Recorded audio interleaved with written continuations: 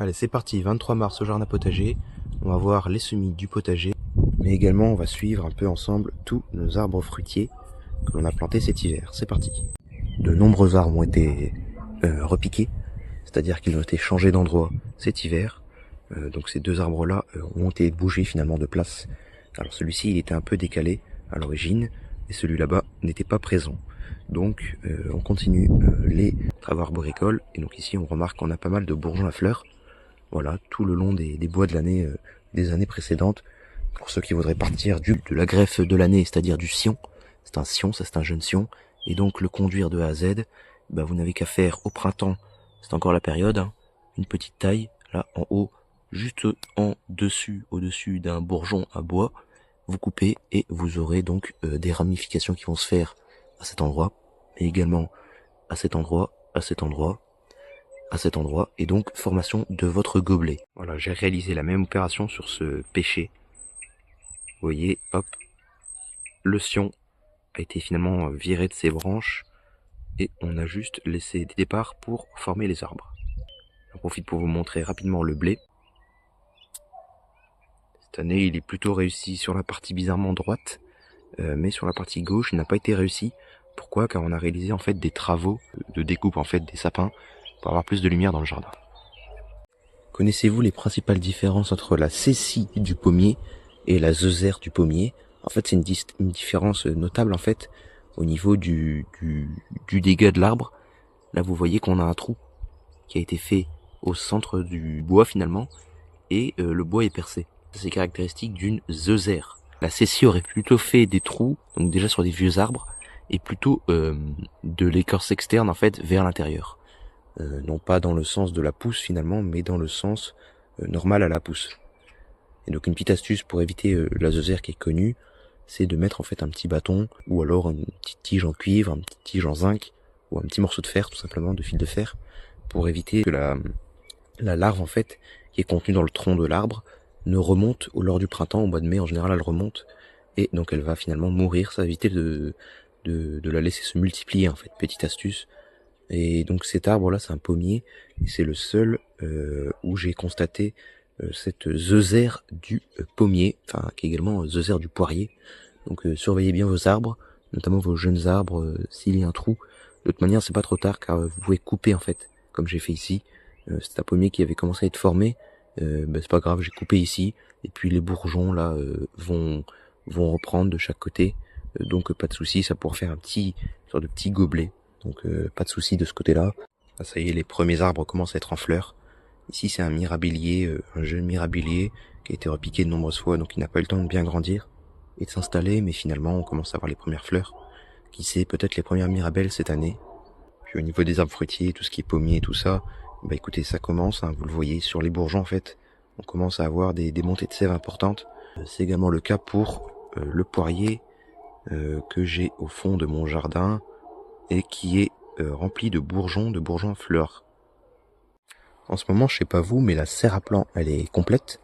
On est le 23 mars 2025, et vous le voyez, tout a été semé, repiqué et transposé, donc on a vraiment finalement tout un bataillon de semis, donc entre les épinards, entre les pois, entre les choux, les laitues, et évidemment les céleris, les plants de tomates évidemment, les poireaux, etc., les plantes que l'on bouture à droite à gauche, et les quelques plantes que l'on essaye de faire grandir, car on les a achetées un peu petites, et bah finalement ça prend vite de la place, et vous voyez que là ici mon meuble à semis est complet.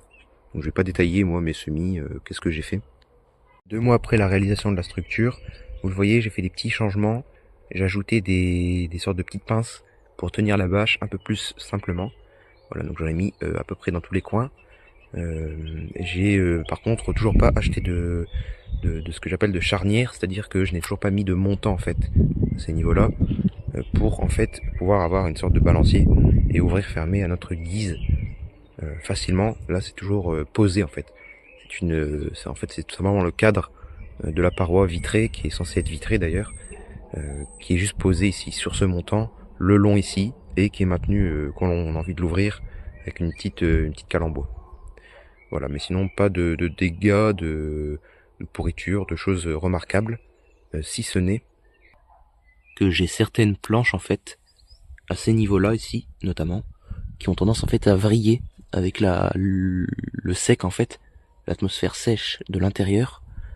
Hop, vous voyez, ça a tendance à se soulever. Et comme j'ai mis qu'une seule vis pour maintenir toute la planche, tout du long, j'ai mis qu'une vis au milieu, sur une zone prévue à cet effet, et ben en fait finalement j'ai donc les planches qui vrillent et qui font finalement tordre un peu les pots. C'est pas dérangeant ça, parce que c'est déjà une serre de récupération, mais vous voyez là par exemple si j'ai envie de mettre mon pot, je ne peux pas, il n'est pas stable en fait, parce qu'il y a vraiment un grand écart. Donc ça c'est avec des planches de récup, la petite chose à savoir, hein, faut faire attention. Vous voyez j'ai également un peu ce phénomène ici, vous voyez ça a tendance à vriller, voilà donc c'est un petit truc à savoir sur les planches de récup qui ont pris un peu la flotte. En parlant de flotte justement, faites attention, j'ai fait des semis de fèves en godet, alors j'en ai fait pas beaucoup, j'en ai fait que 2 godets, et c'est 2 variétés différentes. Et pourquoi j'ai fait ça? Pour en fait les replanter au jardin, et l'idée c'est d'avoir des plants de fèves que je laisse monter en graines.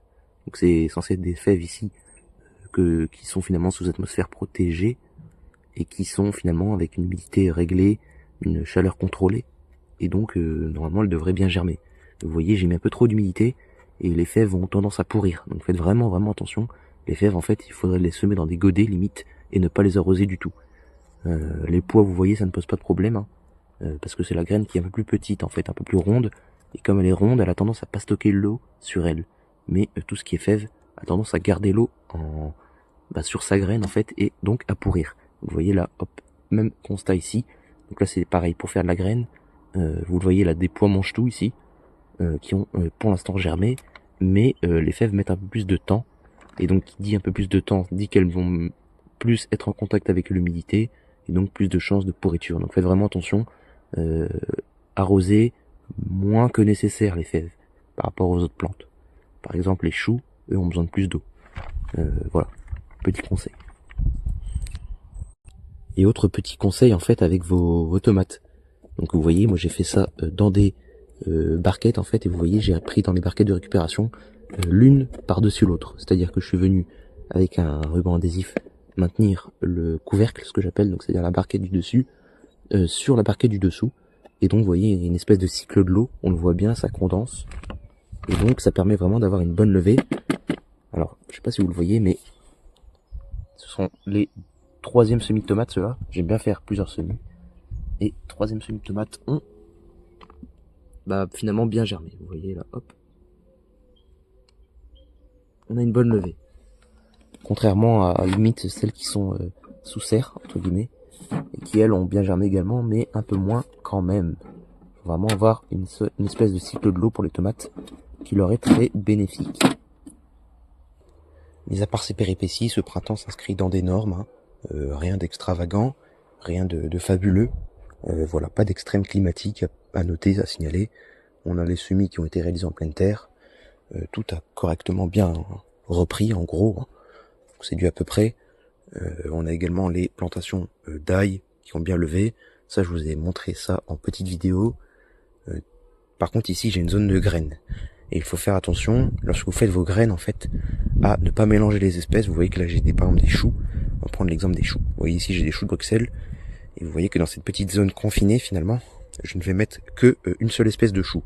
Parce qu'ils peuvent s'hybrider. Et lorsqu'on fait ces semences, en fait, il est préférable de essayer de garder la variété. Pour éviter des hybridations. Et que le chou, finalement, de Bruxelles se retrouve à devenir un chou rouge non désiré. Et pareil pour ici les navets, vous le voyez, je n'ai qu'une seule espèce de navet. J'ai plusieurs plants de navets. Vous voyez là j'ai plusieurs départs. Mais j'ai qu'une seule espèce de navet. Il faut faire vraiment attention sur ça lorsque vous faites vos graines vous-même. Petite astuce au niveau des plants de poireaux. Lorsque vous semez vos plants de poireaux, vous pouvez les faire en godet, comme j'ai fait là récemment, le mois dernier, mais j'aime bien aussi les faire en pleine terre. Voilà, donc j'ai condamné un petit espace de mon jardin. Condamné c'est un grand mot, hein. J'ai plutôt investi un petit espace du coup de mon jardin, donc qui a été bien désherbé, enlevé de toutes ces herbes, de toutes ces adventices, bien sarclé, bien affiné, pour réaliser du plant de poireaux. Et donc voilà, pour avoir du plant de poireaux maison, c'est une petite astuce ça, vous laissez un petit plan, une petite zone plutôt de votre jardin pour faire une espèce de pépinière, et donc vous pourrez récolter vos plants de poireaux d'ici le mois de juin. Alors au niveau de vos plants d'oignons, faites grandement attention au niveau de la température du sol. Vous le voyez là, j'ai la série d'oignons numéro 2 qui a été plantée début mars. Et vous le voyez, il n'y a que certaines pousses là, à certains endroits qui ont commencé seulement maintenant à sortir. Je vous rappelle qu'on est le 23 mars 2025. Et donc cette série d'oignons, vous le voyez, a été plantée le 15 février, soit 2 semaines plus tôt que ceux qui ont été montrés là, les deuxièmes oignons. Et donc, vous le voyez, ils sont bien plus en avance, ils sont déjà bien sortis. Et pourtant, c'est la même variété, hein, les mêmes variétés. C'est un mélange d'oignons, ça c'est des mélanges d'oignons. Donc c'est de l'oignon rouge, de l'oignon rose et de l'oignon jaune. Donc 3 variétés différentes. Vous voyez que les 3 variétés n'ont pas fait de caprice et ont l'air de bien sortir. Mais voilà, on n'a pas forcément de la réussite partout. Car ici, on est sous une petite serre qui était finalement qui est dans la partie la plus ensoleillée du jardin. Vous voyez la partie la plus ensoleillée. Et cette zone là-bas, ici, est dans ce qu'on appelle une zone un peu plus humide. En fait, le terrain ici est séparé en deux par une allée. Et c'est pas pour rien parce que cette zone ici est entourée, vous le voyez, de petits murets en bois un peu partout. Et le soleil a tendance à se cacher dès la fin de journée. Là, vous voyez, là, on a le soleil qui est ici. Hop. Et il y a forcément plus de fraîcheur à cette zone que dans la zone principale qui est, elle, bien mieux abritée de la température, des températures fraîches et de l'ombre, finalement. Donc, la température du sol est bien plus importante dans cette zone. Donc, faites vraiment attention lorsque vous plantez vos oignons, vos bulbilles d'oignons, hein, à veiller à une bonne température. Et pour avoir une levée rapide, hein, forcément, c'est ce qu'on cherche, à avoir de la rapidité pour avoir des plants en meilleure santé, plus rapides, mieux développés, et finalement une plus belle récolte, hein, et moins de pourriture. Voilà nos petites astuces supplémentaires. Alors au niveau du printemps, il y a également une astuce supplémentaire, c'est au niveau des plants de laitue. Alors que vous pouvez voir ici, il faut faire vraiment attention lorsque vous les plantez en fait. Essayez de vous les planter sous de petites serres, parce que sous petites serres on a plus de chaleur. Et donc, des plus belles laitues, vous le voyez à l'image, hein, ça parle de lui-même. Hop, des laitues bien plus développées, bien plus en avance, bien plus jolies, des plus belles feuilles qu'en pleine terre. Donc faites attention, hein, lors de vos semis. Chose à signaler également, c'est que ces laitues-là, plutôt ces laitues là-bas, étaient abritées avec des petites cloches durant tout l'hiver, et ça a quand même permis un meilleur développement que si elles étaient en plein champ sans protection. Donc faites vraiment attention lorsque vous plantez vos laitues à bien veiller à avoir des laitues, ce que j'appelle bien au chaud, donc sous un tunnel. Et en plus ici c'est un tunnel double, c'est-à-dire que vous voyez il y a 2 plastiques, il y a un premier ici, il y en a un deuxième par-dessus, ce qui permet d'avoir une espèce de couche d'air entre les 2 couches de plastique, une couche intermédiaire qui permet une meilleure isolation, voilà, une meilleure protection des vents. Et puis bon, on perd un peu en luminosité forcément, mais on gagne en protection. À vous de choisir. Et comme vous le savez, le jardin est un cycle qui se répète. J'aime bien faire plusieurs semis pour multiplier mes chances de réussite. Donc vous le voyez là, finalement les épinards, il y en a à foison. Donc les premiers semis en pleine terre qui ont été réalisés là-bas, la grande expérience que l'on détaillera plus tard, et d'autres semis ici. Vous voyez que les semis qui ont été réalisés, ce que j'appelle en plaques, donc dans la pépinière, hop, et qui ont été ensuite donc bien entretenus, vous voyez, ensuite plantés en pleine terre, n'ont pas l'air d'avoir de grandes différences, n'ont pas l'air d'avoir de grandes différences, oui, avec ces semis-là qui ont été réalisés le 15 février en pleine terre avec un voile d'hivernage. Donc est-ce que le jeu en vaut la chandelle? C'est à vous de décider. Là, vous voyez bien la grande expérience, les premiers épinards, voilà, qui ont été repiqués. Je vous laisse avec ce visuel. Et donc pour conclure cette vidéo, je vous montre rapidement les cloches de culture. Alors vous voyez ici du chou rave ici, qui a été repiqué sous des cloches de culture.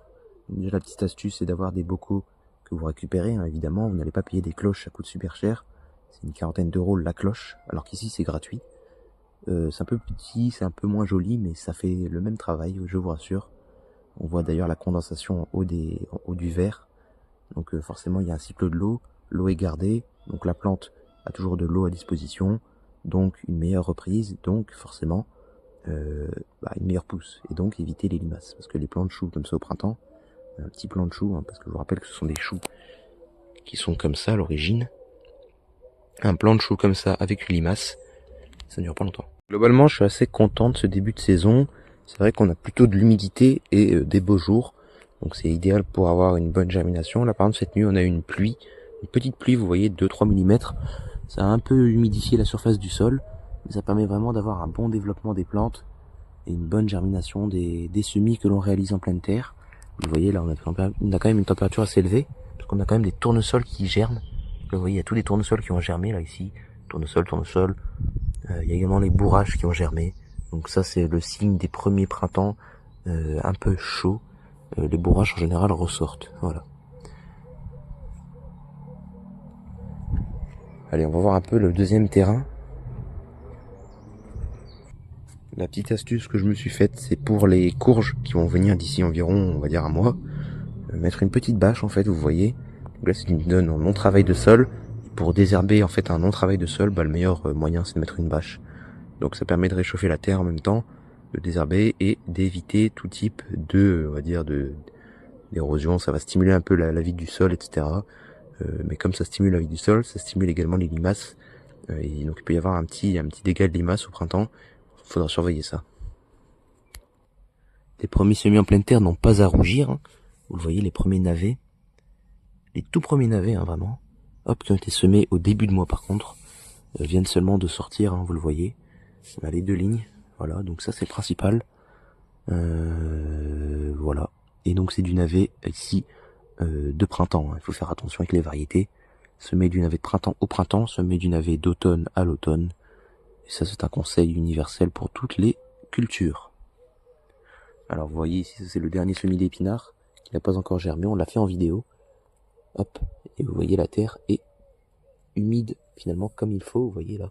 Lorsque vous avez de la terre un peu sèche en surface et que vous grattez et que vous avez un peu de fraîcheur, c'est-à-dire que vous avez une terre un peu plus humide, ça c'est une condition idéale pour que la graine elle germe. Alors, de toute façon on le sent, la terre est chaude, la terre est fraîche, chaude et fraîche, c'est idéal.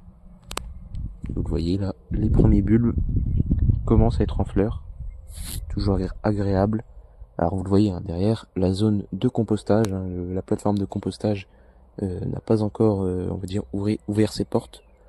Donc on n'a pas encore été chercher du compost gratuit, mais on ne saurait tarder hein, d'ici le mois d'avril, normalement, si tout se passe bien. Voilà. Et par contre, le compost maison, lui, continue d'être actif. La petite astuce, c'est de mettre ça sur une palette, hein, votre composteur sur une palette. Et ne vous inquiétez pas, hein, j'ai eu de nombreux commentaires qui disent que la vie du sol ne monte pas. Avec de l'humidité comme ça et de la chaleur. De toute façon, on le voit, il y a toujours un peu de matière qui tombe. Et donc, ça permet de faire finalement grimper la vie du sol dans le compost. Hein. Et franchement, quand vous voyez le volume du compost par rapport au volume d'air qui est concerné finalement, vous comprenez vite que c'est pas ça qui va les empêcher de monter. Par contre, ça va empêcher de monter les rongeurs. Parce que les rongeurs, vous voyez là, il y a une grille qui a été posée. Et sur une palette, ça ne se défait pas. Et c'est vraiment un abri anti-rongeur idéal. Voilà, donc petite astuce supplémentaire. La dernière astuce que je peux vous donner pour ce printemps, mettez des voiles d'hivernage les amis. J'ai constaté un réchauffement beaucoup plus important avec des voiles d'hivernage. Et de toute façon ça garde vraiment la chaleur. Hein. C'est pas des mythes. C'est vraiment de la science qu'il y a derrière. C'est pas du commercial ou alors c'est du lobbying, vous voyez, c'est vraiment quelque chose d'utile. Et donc vous voyez là ici, je vois le d'hivernage. On va voir un peu qu'est-ce qui s'y cache là-dessous. Normalement, il y a des semis de pois qui sont en route. Hop. Qui ne sauraient tarder à germer. Effectivement, ça commence à germer. Voilà. On voit aussi au fond, là, ça commence à germer. Donc le petit pois, les premiers semis en pleine terre. Et donc ce sera certainement le seul semis ici. Voilà, les graines ont bien germé. La dernière astuce que je pourrais vous donner, c'est au niveau des framboisiers. Si vous avez des framboisiers au bord du potager, faites vraiment attention aux racines qui ont tendance à tracer en fait horizontalement, notamment dans les sols argileux, et qui vont venir vous voler en fait de l'espace de culture. Alors moi j'ai sorti des racines tout ici que je me suis permis en fait d'enlever. C'est beaucoup plus pratique, beaucoup plus simple, à gérer ensuite. Et les framboisiers, ne vous inquiétez pas, ils vont repartir comme il faut. Hein. Bien sûr, évidemment, n'enlevez pas toutes les racines, sinon le plant va mourir. Mais vous laissez de quoi se multiplier. Bah, par exemple, je veux qu'il se multiplie dans cette zone-là et pas plus loin. Donc, bah, je fais régulièrement des coups au printemps en fait. Je fais un coup ici de bêcher et toutes les racines qui sont après ça, hop, et bah elles partent à la vente, au don, chez les amis, voilà, chez la famille. Et ça permet d'avoir des framboisiers gratuitement, tout en ayant un potager productif. Hein. À côté, il y a un semis-de-fèves qui a été germé, enfin qui a été semé au mois de février, donc mi-février, en même temps que les premiers semis d'épinards. Et vous le voyez, il n'y a toujours pas de fèves de sortie, pour plusieurs raisons. Déjà parce que la terre est froide. Ici, comme je vous l'ai dit, on est dans une zone un peu plus à l'ombre. Donc veillez vraiment à vos graines de légumes, parce qu'elles ont vraiment des températures clémentes. Alors ça arrive quand même, hein, tout de même, vous le voyez, mais c'est suffisamment long pour activer ce qu'on appelle le stress du jardinier, et à se demander si on aura réellement des fèves un jour ou pas. Voilà, en tout cas ici ça a l'air de quand même germer. Globalement ça se passe. Et on vous souhaite un très bon printemps, et bon jardinage à tous. Au revoir.